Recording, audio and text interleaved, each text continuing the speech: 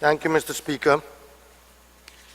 Mr. Speaker, I too would like to identify with some of the sentiments raised this morning in this Honourable House by the member for St. John Jewel East, our illustrious national hero and former Prime Minister, the Honourable Lester Bird, and also with the Leader of the Opposition, the member for St. John Jewel West, the Honourable Baldwin Spencer, and the Leader of the DNA, the Honourable Joan Messiah, the member for St. All Saints East and St. Luke. But Mr. Speaker, although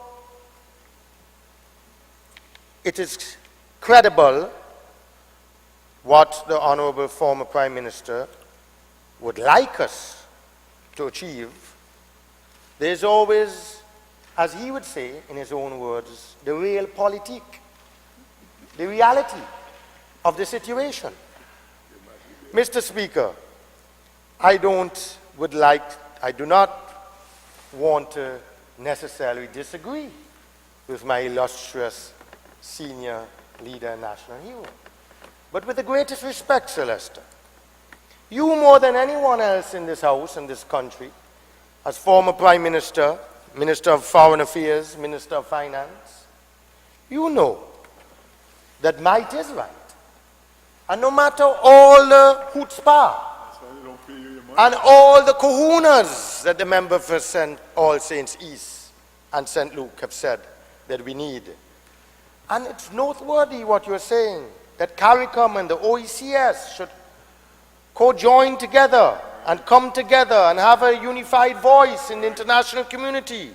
And we have all these votes at the United Nations. But albeit that, sir, that may be so. And we have tried under you and under your late father and other great leaders of the Caribbean.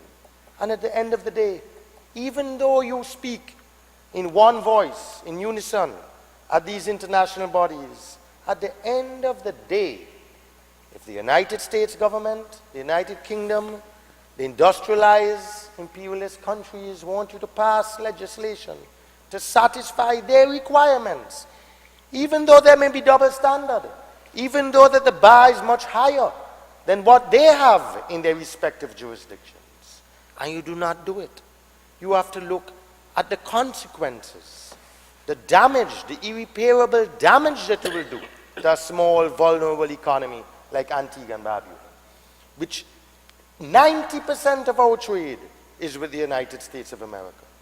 The entire banking, correspondent banking relationship is with the United States banks. All our foreign currency payments are done through United States banks. And you have the whole notion, the whole fight that CARICOM right now as a body is trying to grapple with. They have nominated our Honourable Prime Minister to lead the charge in Washington in terms of de-risking and cutting off all of your correspondent banking relationships. And that will have such disastrous effects to your economy that it will in fact cripple your economy, cripple all your trade. How would you be able to pay for the food and the services that you import into the country? How would you be able to send foreign currency to your suppliers, all of the importers? But at the end of the day, you have to capitulate. You have absolutely no choice in these matters.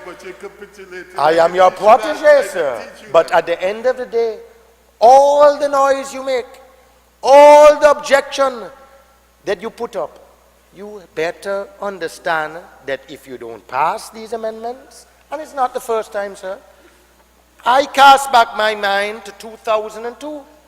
You spoke about it earlier, sir. When we traveled to Washington, D.C., Sir Ronald Saunders, the then ambassador to the United States, Lionel Maxhurst, and myself as your chief of staff. And we traveled with the view to negotiate and to sit and to speak to the Treasury Department and then, Mr. Speaker, United States Treasury Secretary Paul O'Neill. There was absolutely no negotiation. Absolutely none. We went there. Ron Saunders traveled from the United Kingdom. He was not even the United States ambassador. And the Prime Minister asked him to come, along with our sitting ambassador to Washington, Max Hurst. And we went with the Financial Secretary, a whole cadre of people from the Ministry of Finance, funds Derek Keithers. Mr. Speaker, when we arrived, and we thought we would have an opportunity to negotiate this and take certain things out, all the cameras were there. We were put in a large conference room to sit down. Paul O'Neill came in with all of his technicians. They brought the document. It was called the Tax Information Exchange Agreement in 2002. And we had to sign on the dotted line. Negotiation, no negotiation. No room for no negotiation, sir. None. And we had to sign. We had to sign. We had support, but we had to sign the document. And I take it a step further. 3 months after that, then the British came and they said we had to sign the Mutual Legal Assistance Treaty with the United Kingdom. We had to sign. Then Canada came. Then Australia. And we had to sign all of those MLATs. And it's no different than when the Honourable Member for St. John's Rural West came to this house umpteen amount of times with the then Attorney General Justin Simon, and they had to make amendments to the Money Laundering Prevention Act. They had to make amendments to the MLAT, to the IBC Act. So you're saying that to say I am saying that to say that we live in a global village. I've heard you say so more than any. Of course you have to capitulate. You can make all the noise in the world you want to make. You can make all the noise in the world. And the disastrous effects that it will have on your economy, you cannot afford that. You cannot. You can negotiate what? You negotiate, you can state your position. You can state your position. At the end of the day, you are a small, little, black, poor, vulnerable country that dependent upon them. And you don't pass these amendments, Mr. Speaker. You're not doing that, you know. I hope you're not doing that. The Honourable Member for St. Peter is on the floor. He's making his contribution. Others have done so before. And I would like him to continue without being unnecessarily harangued and harassed. Continue, please, St. Peter. Debate, we debating. St. Peter, you're on your feet. Put me out. No, sir. Mr. Speaker. Just a minute. Honourable Member for Rural East. As a former Prime Minister, we do expect a high level of behavior in the Parliament. I do not wish to hear you drop silly remarks. And you know you were disturbing the Speaker. All right? If you could walk if you want to go, you're quite to go. I'm not going to make you an exception to what the rules are. And I expect your cooperation. Continue, St. Peter. Thank you, sir. Sir, even in terms of tourism, they can issue a tourism travel advisory and say that your destination is not safe, it is not secure. Disappointed in you. So, PM, I can't speak my mind. I don't have an opinion, sir. Please. I can be disappointed in you. Okay, I'm sorry, sir. Let me better sit down. I don't want to upset you. Sir,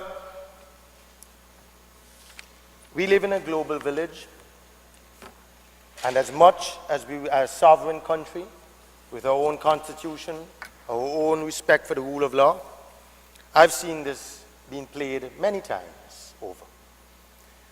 I have seen this country being blacklisted by the same U.S. authorities.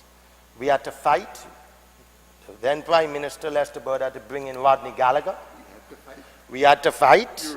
We had to, but we had to bring in the advice of Rodney Gallagher to rewrite legislation to improve our offshore banking legislation, to tighten up the Financial Services Regulatory Commission, to tighten up the International Business Corporation laws, and also to pass the Money Laundering Prevention Act in this House under you, sir. And you brought in a gentleman also, Mr. Clive Scott, from Australia, to assist Mr. Renford Ferrans at the ONDCP to make sure that we comply with the same Financial Action Task Force and the Caribbean Financial Action Task Force. We ended up, Sir Ronald Saunders, that is correct. That is correct. And Sir Ron Saunders pushed us, and you as Minister of Foreign Affairs and Antigua and Barbuda, to comply and to come to this Parliament. Fight them too. I am not saying for one moment, Mr. Speaker, that this legislation is fair. But we don't live in a fair world. Since when that we live in a fair world? Since when the scales of justice are equal? Okay, sir, I agree with you. Get up and make your voices heard so you don't think Gaston Brown has been fighting for the de-risking and the corresponding banking relationships and leading the charge on behalf of the whole of CARICOM. He has, and he has been doing so, advocating in every single international forum that he gets an opportunity to do so. And he's also leading a delegation. Don't discourage him. In a few, I'm not discouraged, I don't need me, little Asot, to discourage him, sir. But what I'm saying, no matter how draconian the legislation may seem to be, Mr. Speaker, let me tell you, there's no more banking secrecy in the world. It don't exist no more. Look at what the great United States government has done to Switzerland. Look at what they've done to Liechtenstein. That any single U.S. resident or citizen, and also the European Union, if you're a citizen of France or Italy or Spain, that all of the banks, they fined Credit Suisse over $2.3 billion for not disclosing the names to the U.S. IRS. The IRS is the police of the world, and they have killed the whole notion of banking secrecy. It doesn't exist anymore. So when I can understand and I can empathize and sympathize with our lawyers here in Antigua and our business people, that under this amendment, you now have to disclose the beneficial owner of a company. And let me say this to you, sir. Panama is the only jurisdiction left in the entire world that has what you call those share certificates. Bearer shares. Bearer. And let me tell you, by the end of October this year, there will be no more bearer shares in Panama. Absolutely no more. It doesn't exist in BVI, it doesn't exist in Nevis, it don't exist in Isle of Man, it don't exist nowhere in Seychelles, in Bermuda, Bahamas. Nowhere. So, lawyers now, who are custodians of monies received by investors and clients, and persons who want to form these companies and IBCs, you now have a fiduciary responsibility, Mr. Speaker, to disclose the beneficial owner of those companies. And if you don't do that, you will face the brunt of the law. You will be faced with that $5,000 fine and that $5,000 every day. And I agree with the member for All Saints East and St. Luke that it is draconian, $5,000 a day. But you're lucky they didn't put in it 3 months or 6 months imprisonment. You're lucky. They may come back and say this is too weak. And let me tell you something, Mr. Speaker. If we fail this assessment that's going to be carried out by the FATF and the CFATF, that I think, Mr. Attorney General, is not next month they're coming, to have the actual third round of the mutual evaluation. And sir, if we fail that and fail to make these amendments to our regulatory framework to ensure that the technical compliance is enshrined in law with the international standards set by them, we have no say in it, and we fail, they're going to blacklist our jurisdiction. Do we want to be blacklisted, sir?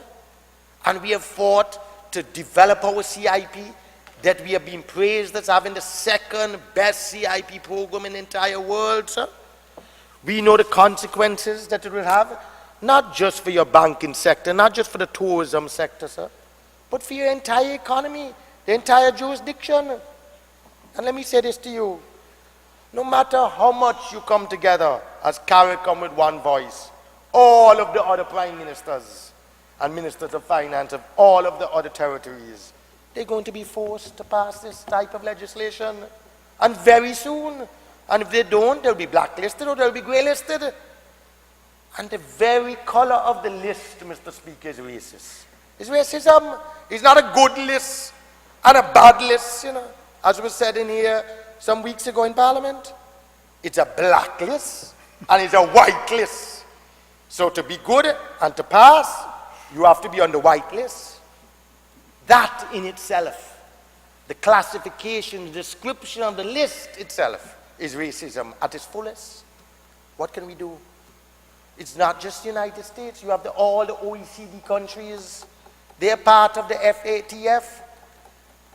And it is so important that each time we come to this parliament, and the honorable leader of the opposition, when he was prime minister, he get up here this morning and saying, oh, we must make noise, and he agree with the member for St. John's Rural East, and what is beneficial to us, and if it's not beneficial to us, we should not pass it, and we should have public consultation. Public consultation, I agree, public consultation is great, Madam Member, for All Saints East and St. Luke, but not when it comes to Did these he things. say public Where do you have, Mr. Speaker?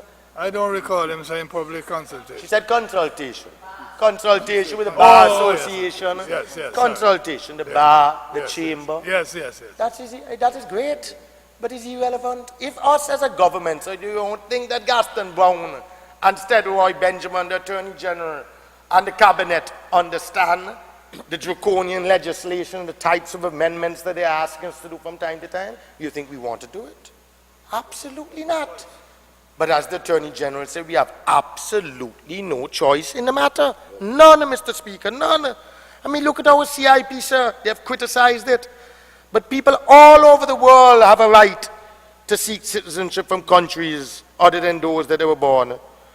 But, sir, because those persons are coming and being attracted in the Caribbean, it is being proposed that the Caribbean is restricted and CIP is restricted to exclusivity, and that we are doing something so bad by promoting CIP. But like virtually everything else in the world, the market for second citizenships, Mr. Speaker, is widespread and is extremely competitive. Last year, Mr. Speaker, do you know that there was a record 82,000 millionaires who acquired a second citizenship worldwide? Are you aware, sir, that the number of millionaires moving to another country jumped 28% last year over 2015, reaching the highest level in history? And doing so, sir, they were enticed not just to come to the Caribbean, but a number of other countries, including Australia, including the United States of America, Spain, Portugal, Malta, Cyprus, just to name a few, Canada. And therefore, sir, there's a demand in the global market for second citizenships. And it's a market worth hundreds of millions of dollars that many governments, and those same governments who criticize us in the Caribbean, they're very much involved in promoting their own CIP and residence programs. Mr. Speaker, it's a fact that last year alone, first of all, 27 years, sir, the United States of America, they have been operating what is called an EB-5 program, which requires $500,000 investment for a 2-year visa, and which then can be turned into permanent residence. Since 2012, sir, the program has generated at least 8.7 billion United States dollars. 8.7 billion, you know, sir, for the economy. While originally, sir, it was mental health finance projects in low-income areas, we know from all of the recent publicity in the US, it's not just for low public sector and low-income areas, sir, but also to attract multi-millionaires and billionaires from markets in Asia like China. The same China that they're criticizing us in the Caribbean for marketing our CIP programs. So come on, if it's good for them, sir, why can't it be good for us? The double standards. And they criticize you. And they raise the bar that you have to make sure that you are above, your standards have to be higher than those in Canada and the United States. Look what we just did in this House, I think 2 weeks ago.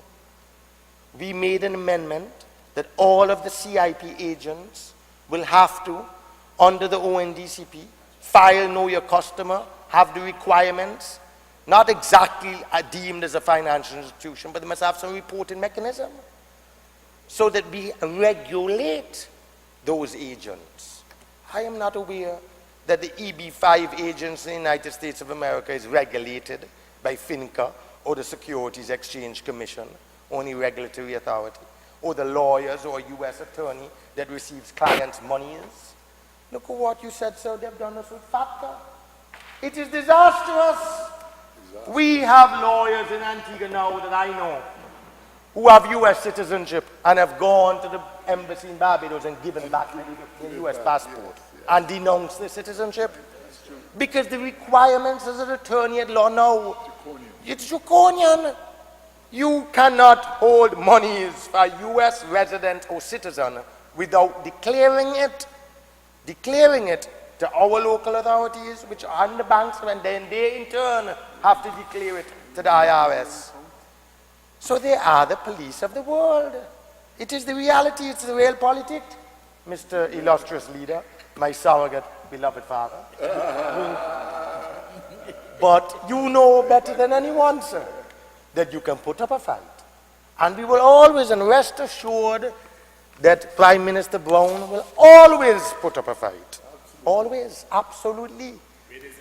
And where there's a need, where there's a need. But why put up a fight? And you know the end result before you even put up the fight. Come on. So I just want to say here today that I understand what you are saying, Sir Lester, and the member for All Saints East and St. Luke. But the reality is that we have very little choice, if any, in this matter, in passing this important piece of legislation, because we want to satisfy the FATF and the Caribbean Financial Action Task Force that we have successfully passed our mutual assessment that is going to commence in June, so that we can continue on the 5th of June, so we can continue to be deemed as a white jurisdiction. Thank you very much. Thank you.